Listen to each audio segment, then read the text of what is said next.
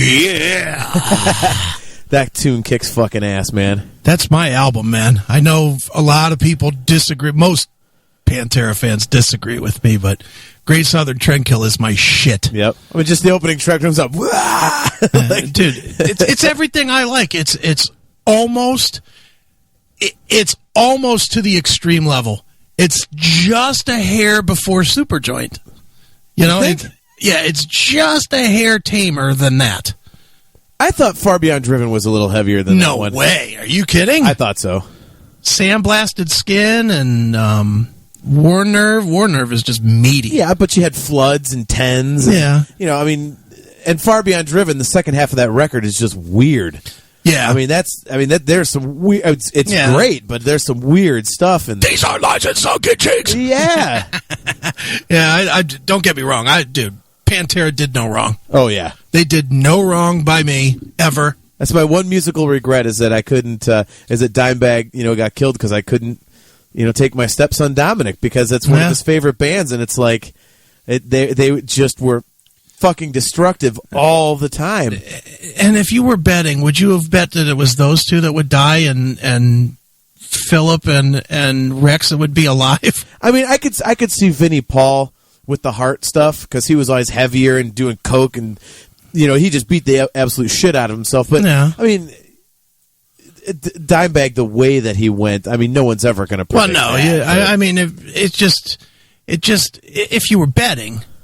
If you were betting in 1994, you would have said Philip would die first. Oh, yeah, for sure. And then you would have probably said Rex would die second. Of being a dick. Yeah, somebody shoot him. Yeah, he's a dick. Yeah. Oh, I don't like that guy. Yeah. As I've made abundantly clear 1,000,005 times on this dumb show. Yes. I do not like Mr. Brown at all. But what do you think of that they're trying to put the feelers out there about the Philip and Rex and Zach and a drummer to be named? Probably Charlie. Do you think it'd be Charlie? Yeah. I mean, who else would it be? It'd either be Charlie or it would be whoever the drummer for Black Label is, because they'll just need the work since... Well, it would almost kind of have to be Charlie or somebody...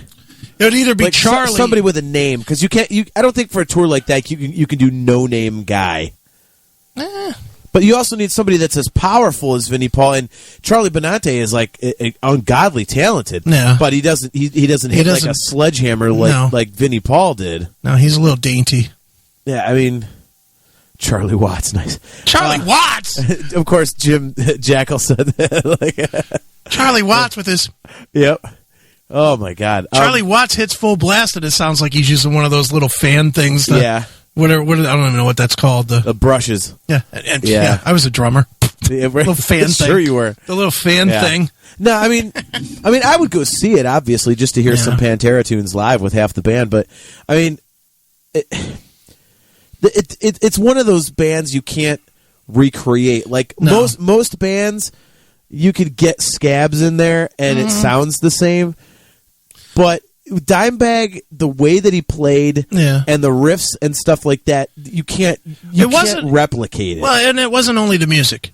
It was the attitude. Yeah. And you're not going to get that attitude because they were like that, and no one has done it before or since, in my opinion. The thing that separated Pantera to me was that they were so vicious and yet so fun. Yeah. At the same time.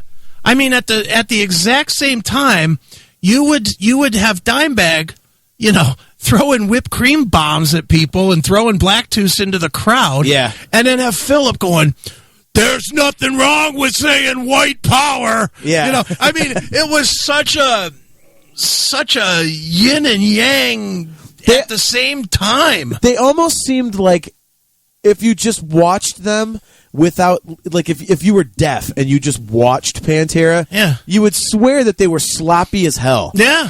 And yet, when you heard them, they weren't. I mean, it was the weirdest thing.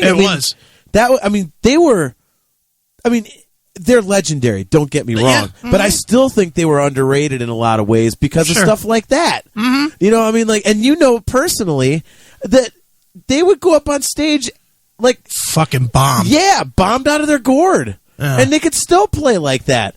I mean, it's just it's staggering how good they were. Yeah, it really. I'm so. I mean, I hate the way everything went down, as does probably any music fan, not even just a Pantera fan. Especially now that all the stuff's coming out where they're saying that they were definitely gonna, I mean, because he was sick and tired. He was sick of Patrick Lakeman or whatever how you pronounce it, Latchman. Yeah, like because he was being a fucking egotist and he didn't want to play Pantera tunes. He was being a prick, and Well, I honestly would not have. I mean, I obviously would have gone. If they reunited, I would have been there, of course. But I'm one that I didn't want to see a reunion. I never wanted to see a reunion of Pantera. Why? Because it wouldn't be the same. The reasoning wouldn't be real. Philip would be doing it as a project, not as returning to Pantera.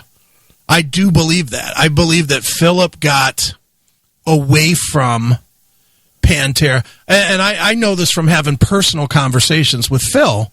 Phil loves doing different stuff. Phil, have you heard N minor? No. Or I think it's N minor or L minor or whatever. Yeah, L minor. Yeah, whatever it's called. I don't like it, but it's so odd. It's so different. But why would that take away from your enjoyment of Pantera just because it wasn't his only thing? Because I don't believe that he would come back. When he was doing Pantera, those first few years of Pantera, they were razor focused on Pantera. Yeah. All they gave a fuck about was Pantera. And I'm going to be honest, me as the big, hardest core Pantera fan, I did not like the touring that they did from the second half of touring, the third time I saw Pantera on Trendkill, and the two times I saw Pantera on Reinventing the Steel, I thought they were not very good. I mean, not bad. Don't get me wrong, not bad, but not what I used to see. It was definitely fractured. They were doing shorter sets. They were doing an hour and 15 instead of, at one point, they were doing 2 fucking hours. 2 straight hours of intensity. And then they would wrap it up with fucking Planet Caravan, which was always that cool end. Yeah. And then, they did one show here in Cleveland. They did an hour and 15 minutes. That was with Slayer, right? Yeah. And it was an hour and 15 minutes, and you're the fucking headliner. And somewhere in there was a 2 to 3 minute break while they walked off and got a drink before they came back to do Cowboys. Yeah. So it was really an hour 5, hour 10. It's dude, you did an hour. That's an opening band slot. And I don't remember it being that short. I was there. It was not that long. And it wasn't that great of a set. I mean, it was okay. It was great. They played the songs, but it wasn't as good as... you didn't see them in the day, did you? Did you see them on Cowboys or even... No, the first time I saw them was on the Trendkill tour. I saw them once or twice. There's the 2 clubs that I always talk about in San Francisco, the Stone and the Omni. Yeah. And I believe it was at the Omni I saw Pantera before Cowboys. Saw them twice. And Before Cowboys? Wow. Because, dude, I used to just go. I didn't care who was playing. I would just go. Because the thing about the Omni was that rock stars hung out at the Omni. So for me, I would go. I didn't give a shit if it was I saw some bands that made it, like Pantera. And then I saw bands that people sort of remember but don't really, like the Galactic Cowboys. Oh, God. And I remember... They toured with Dream Theater. Yeah. They were their opening band in 92. The guy from that band is a fan of CMS. Really? Monty Colvin, yeah. Ha! He's a fan of CMS. So, hi, Monty. How are you? Nice. But yeah, I saw them there, I think. I think it was there. Or maybe it might have been the Stone. I don't remember which one. Or might have been one of the other clubs around there. But it was mostly those 2 clubs.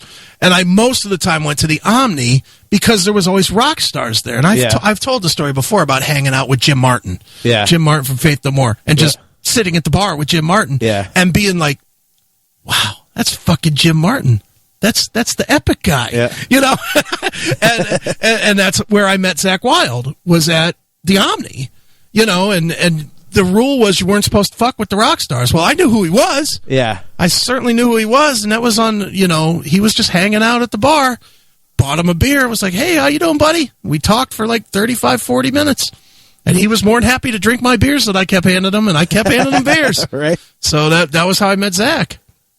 So, I used to go to that club a lot, and I just remember there was a band there that was Pantera. And I remember they were playing all these songs that were like, they were okay. It sounded sort of like everything else at the time. Yeah. It was kind of Motley Crue or Judas Priest. Still doing the hair metal-ish Yeah, they were crap, doing that.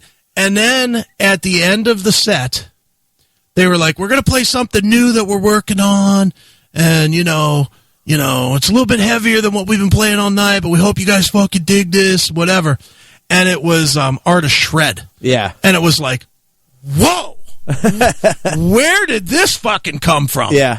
Because, the whole night you listen to like PST 88 and shit like that, and it's like... Metal Magic. Yeah, it's shit like that, and then all of a sudden it's like... dun, dun, dun, dun, dun, it's like, holy fuck, and it was so tight and amazing.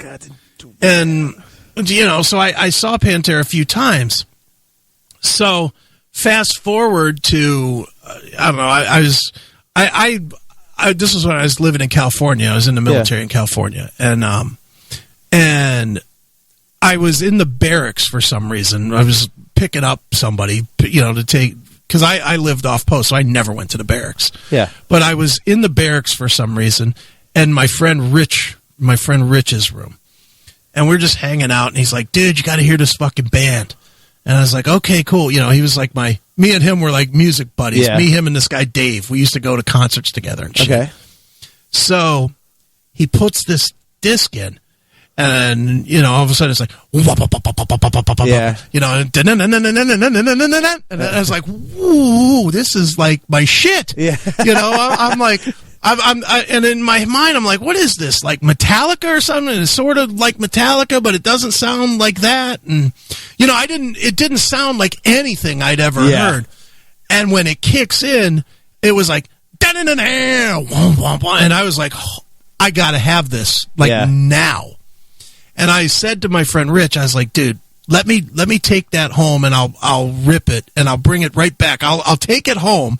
I'll make a copy of it. I'll make a tape of it, and I'll bring it back to you in 2 hours. And he was like, no. He was like, if you want it, you could have it, but I want these 3 CDs out of your car. And I still remember 2 of them. I don't remember what the third one was, but one of them was L.A. Guns, Hollywood Vampires. Wow. And the other one was, and I just forgot. One of them was L.A. Guns, Hollywood Vampires. The other one was Pearl Jam's 10. And I forget what the third one was. But I was like, yeah. No, not Pearl Jam. Before Pearl Jam, the Chili Peppers. Oh, okay. Under the Bridge or whatever that thing's called. Blood Sugar Sex Magic. Yeah. Yeah, it was the Chili Peppers and Hollywood Vampires, and I don't remember what the other one was. But I was like, this is when I had no money. Yeah. This is when I used to go to Metal Mania, the record store, and I would open used CDs and stick other CDs in the cases so that I could steal 2 for 1. Only you, man. I was a constant thief, even though the guy was my friend. I still was stealing from him. Right. Had to get I couldn't afford the music. I couldn't afford anything. I mean, we had no money, dude. I've told this before, and I know I've told you before. Yeah. Dude, we were living on ramen noodles and fucking 1 case of Buggy's beer a fucking month. Yep. I mean, I had no money, and yet I had every CD. You could bank on that. I had every disc. And for that one, I heard the Pantera, and I had to have it. And I traded him 3 CDs for this, and I brought it home. And I remember Georgetta was like, what is this? And, it looks so fucking vicious. And she's, she thinks Bon Jovi's heavy at that point. Yeah. And it's like, oh, you're not going to like this one too much. And, and she's like, oh, let me hear a little bit of it. And I throw it on. I threw it on and just put on the first song. And she didn't even get 20 seconds. It was like, turn that shit off. Fucking terrible. Hate it. Garbage. Hate it. And it was relegated to listening in my car for probably a year. I never listened to it in the house for like a year. And then finally at the year mark, I bought one of the early CD, headphone players, portables. Uh-huh. And the worst part about that was I couldn't even afford hardly to use it. I would have to, because I couldn't afford batteries. I couldn't afford $6 or $4 or whatever, or probably $2 at the department store that would have the generic battery, that would have the Bluracell or whatever. Bluracell. They wouldn't have good batteries. They'd have the knockoffs, and I couldn't even afford those. So I would buy like one set of batteries every now and again, and I would take them out of the player so that they wouldn't charge, and only put them in the player when I would listen to that disc. Yeah, you have to. Because I would put it listen to the disc and take the batteries out immediately because I didn't want anything to waste any of the battery power. That was my life at that early stage, man. Yeah. But what I remember too, I'm such a Pantera honk. I remember every single one of their discs and where I got it from and how it came. When the second one came out, Vulgar, I had just moved back here like a month before it came out. And I remember going to Spinmore Records in Kent. Okay. It's now what is the store next to the Kent stage. Like down the hill from the Kent stage, the very next storefront there was Spinmore Records. Okay. And they used to sell nothing but bootlegs in one half. Like the store is broken into two halves. One half was all bootlegs. All bootleg albums on vinyl. Loved places like that. I loved it. And the other half was just the new music of the time. Yeah. So I go into this place, and I'm like, me being as dumb as I was at the time, which is very, I go to the clerk, and I'm like, I just moved back here from California, and we had this band out there in California, and I know you've probably never heard of them before, but I'm looking for their new CD. It's called Pantera. And he's like, dude, everybody's heard of fucking Pantera. Yeah. Cowboys from Hell, right? And I was like, well, I'm looking for the new one, Vulgar Display of Power. And he was like, yeah, we have that. And meanwhile, so he walks me over. There's a big standee with like 50 of them on it. Yeah, it's got to be. Because it was a hugely popular album. Cap, yep. And meanwhile, I'm thinking, well, nobody outside of my little world on Fort Ord has ever heard of this band. Yeah. I'm the sole listener of it. Yeah. But I did, and he gave me the Vulgar, and boy, I played the fuck out of that album. That I'll never forget where I first heard that. That was the heaviest thing I had heard to that point, because I was doing like Metallica and Megadeth and stuff. Right. And I didn't immediately get into Pantera right then. Right. Pretty much. But I still wasn't quite into screamer stuff. Sure, okay. It took me about a year to really get it, I think. Right. But I was 16 because that was 92. Mm-hmm. And I was working at a restaurant in Strongsville. I was busting tables and washing dishes, and there was another dude there that was working, washing dishes, and he was a guitar player, and I was a drummer at the time. Right. And we were both like big metal fans and stuff. Sure. And we wanted to get together to play Metallica covers and see if we could, start a band or whatever. So I would pack my drums up in my car and drive from Strongsville over to North Royalton. Right. And set them up in his garage, and we would jam Metallica tunes. Sure. And when that record came out, he asked me to take him. I don't remember. I think it was Parmatown Mall, or I don't remember if Strongsville Mall was there at the time. I don't think it was. But in any case, I remember exactly where I was when we put it in. For some reason, we were on Route 303. Okay. Like 30 seconds from where I ended up living for 15 years. Right. I could still picture where I was. And he put this in. He's like, you got to fucking hear this, man. So we put the tape in, and Mouth for War comes on, and I was like, whoa, holy shit. Yeah. And then it just kept going, New Level, and then Walk, and then fucking Hostile, and this. And when you first heard it, did you think it was death metal? No, I was like, I'm like, I have never heard anything this heavy. Right. But it was like precise, but also that like Dime's like soloing was just so. Yeah. I mean, it was. Oh my God! I mean, it was ridiculous. Yeah, it was like a fucking sledgehammer, right? Like it was like a surgically precise sledgehammer of heaviness. Yeah, and I was like, oh my God, this is awesome. Right. Like, and it was, I mean, that was the first, like, really, I mean, it was, because like I said, I was listening to Metallica and Megadeth and stuff, but that was the first, like, really heavy, thing that I had gotten into. And I was like, holy shit. Yeah. And now, I mean, like, they're one of my top 5 favorite bands. I mean, they just, like you said, they can do no wrong. They were just absolutely fucking incredible. Mm-hmm. And my girlfriend, my second girlfriend, Kelly, was a huge fan. Okay. And I think, well, no, because the show that you were all fucked up at, was that the Trendkill tour? Or was it the Far Beyond tour? I think it might have been the end of Far Beyond touring. Okay. Because I know you were talking about the Jar. Yeah, right? yeah, Rhodes. I went to the Jar to see them, that show with Anthrax, where they got Anthrax so blasted they actually played like crap. That was the show. It was Anthrax, Sebastian Bach, and Pantera with that 7-foot tall goof with the green. Oh my God! In Sebastian Bach's band, I remember him coming out, me and my brother looking at each other, going, "What the hell is that?" Yeah. So, but no, I was there, and I mean, total backwards thing. Like, my girlfriend at that time, she actually liked moshing. Right. And she had floor tickets. She got a floor ticket, and my brother and I were up in the stands, and she got all the way pretty much up front. Like, Big Val backed some people off of her because she was kicking ass, and they tried to go after her. So Big Val was like thumping people for her. Sure. So, I mean, I was there. Yeah, that was a great show. I mean, we were, oh my God.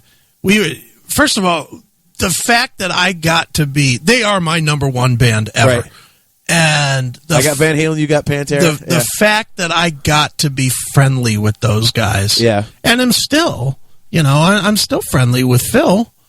Every time me and Phil talk, it's, it's, I mean, you've heard those interviews and you've heard the stuff that I don't put out. It's very much, hey, brother. Yeah. How have you been? How's life? One of the coolest things in the world was when he fucking read my book. Yeah. When he read my book and started talking to me about my book, dude, that was like, that's the moment. Yeah. That's like, this is my favorite fucking band in the world. This is the guy. And he's thanking me for listening to his music. And I'm like, dude, you're fucking Phil from Pantera, my friend. Right. And I mean, he's always been really, really cool to me, and he's always treated me well. And to be honest, his wife now, his former girlfriend, Kate, has always been super, super nice to me. And, I appreciate it because that was my band. Yeah. And it's not often that anybody, even people in the business, get that way with their favorite band. Sure, yeah. And I was able to do that, and that's been cool. And I really look at it now, especially with two of the guys dead, and I'm like, man, how fortunate was that I was able to find my way in through just doing what I do. It was in a brief moment. If you think about it, Pantera was what? Like the same length as the Beatles? 10 years? Well, Cowboys was 90, and then Dimebag was shot in 2004. But I mean, 14 years. But they broke up in like what, 2000, 2001? Yeah, so 10 years. Yeah, yeah. They had a 10-year. They had like the Beatles, a 10-year span, and somewhere along, by some miracle, stupid Chris Aiken found his way into hanging out with those guys and partying with those guys several times. And, I mean, I have stories for days about Pantera, whether it's going to Sadie Renee's after the one show and, Randy singing and Dimebag calling him David Lee because he looks like David Lee Roth, and he brought Randy up on stage and they were singing country songs. Yeah. Randy and Dime's playing whatever he's playing. Yeah. And Randy and Dime are singing country songs together. And and I mean, what a moment, man. Yeah. I'm like just sitting there and I'm like, Jesus, you know, and even when we were partying with those guys, you know, I'm on the bus with fucking Pantera partying, and they're throwing me drinks and seeing how many I can drink, and I'm like, yeah, let's fucking do this, man. Yeah. You know, it's like, this is the coolest, right? You know, and you know, Jackal's called me a fanboy in the chat room. Yeah, on that one band, just like Jackal, you know, the way he jerks off to his pictures of Richie Blackmore. Yeah, you know. You don't see me jerking off to Richie Blackmore. I'm yet to post a Pantera picture or several thousand, Jackal. Yeah. But, you know, they were my band. They were definitely my favorite band. Everybody's got their favorite. Well, it's hard not to... I mean, Pantera, like, I met them that one time. Yeah. And at least with Dime and Vinny, especially Dime, it's like... It's hard not to be a fan of the guy when you meet him. I mean, because I know I think we talked about it on the show before, but I mean, for me, I have a hard time really getting behind a band that's full of guys that are total dicks. Right. Like, I mean, I was a huge Slayer fan, and then I saw their live video in like 95, 96, and they were just total assholes, and it kind of turned me off to the band. But like Pantera, fucking super. The Dime was always a party. Cool. Yeah, he was always so nice. That's why I love Seven Dust. Why I love Dream Theater. I'm a huge Van Halen fan because I met them, and Eddie Van Halen was great to me. I interviewed Sammy. He was great. Like, you know, it makes it easier to follow a band if they're cool.